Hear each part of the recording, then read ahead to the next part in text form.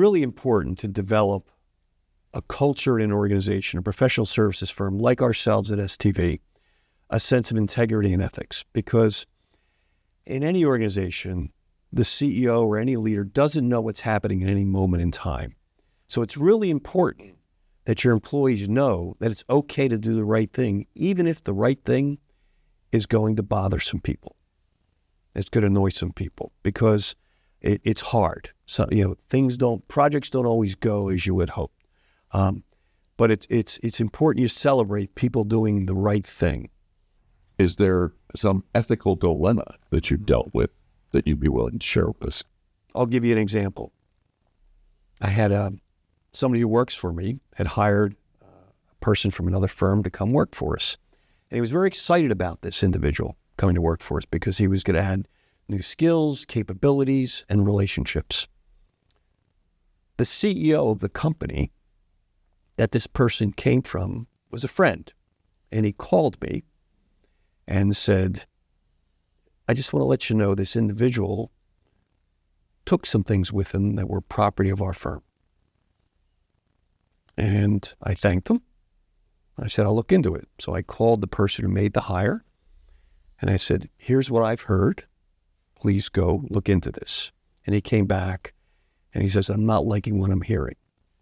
Now, as a leader, that decision was easy for me, but I was trying to have the leader who made the hire make the right decision.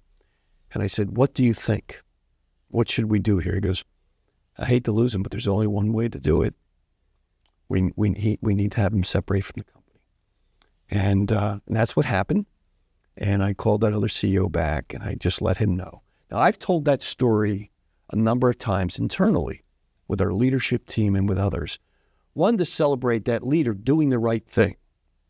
When he was faced with a moment that, in the short term was not in his best interest perhaps, but in the long term was absolutely the right decision. I was really proud of that person and the organization. But there's other times I've been faced with those ethical dilemmas, not so much ethical, but those hard conversations. We're a project-based business. I can think of a project, actually I can think of two projects where the client had a number in their head of what it was going to cost to do those programs. And these were mega projects. These had B's next to them. They were in the billions. And in both cases, I had to go see the client and let them know that we have an issue here. And we worked it, and in the end, it could only be solved as much as we could solve it, as it was meant to be solved. And they were difficult conversations, and in one case, the client was very upset.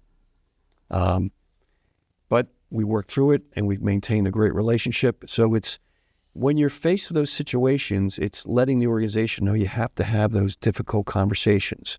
Just like that example, that leader who I was so proud of, we're going to talk to a client and say, some people are going to feel let down, but these are hard conversations we need to have.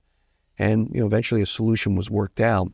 But I guess it's having that courage. You encourage people to show the courage and commitment to do the right thing. It would have been very easy in that second example to not talk about it, to say, oh, it'll be fine. But that's not the right thing to do.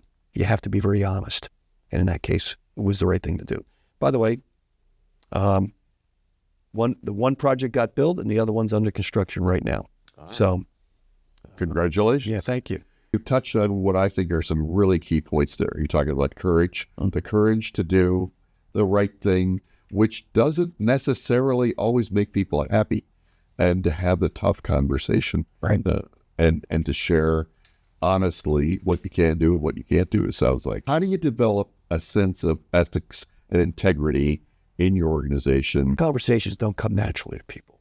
But as an organization, you have to start with the question, how do you encourage that in an organization? You celebrate it and you let people know it's the right thing to do. We had a recent example on a structural issue on a particular project with a client that was not happy. But I got a call over the weekend. Our team dived in. They were with the client, within hours. And it was a difficult situation. It involved closing a facility due to a structural issue on an existing facility. And while a difficult conversation, emotions were high, you always want, you try, in those moments, you try to transpose yourself forward and say, what does this look like 5 years from now? The future. And if you can do that as a leader, and you can develop that skill, what does this look like? I worked for a CEO once. He said, how would you feel about your decision if it was on the front page of the New York Times?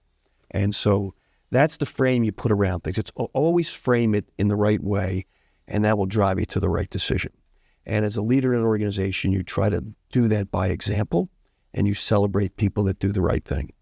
I really like hearing you say that you celebrate. And that to me means that you recognize people who've made tough, ethical decisions and you make sure that they know that you appreciate that.